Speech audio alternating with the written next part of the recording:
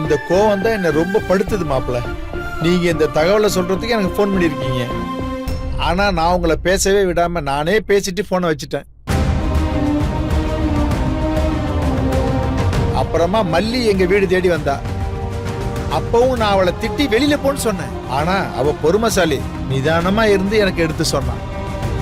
ரொம்ப தேங்க்ஸ் மாப்பிள்ள. ரேணுகாவை தேடி அலைஞ்சி கூட்டிட்டு வந்திருக்கீங்க. நான் உங்களை ரொம்ப பேசிட்டேன். எதையும் மனசுல வச்சுக்காதீங்க. நீங்க உங்க மகளை இழந்த கோவத்துல அப்படி நடந்துகிட்டீங்க. ரேணுகாவை கூட்டிட்டு வந்ததுல மல்லிக்கு தான் முக்கால்வாசி பங்கு இருக்கு. தான் உயிரை பணையம் வச்சு போகக்கூடாத இடத்துக்கு போய் கஷ்டங்களை அனுபவிச்சு ரேணுகாவை கூட்டிட்டு வந்தது மல்லி தான். இவ இல்லனா இன்னைக்கு ரேணுகா இங்க இல்ல. ரொம்ப நன்றி மல்லி. எனக்கு நன்றி எல்லாம் எதுக்கு சார் சொல்லிக்கிட்டு?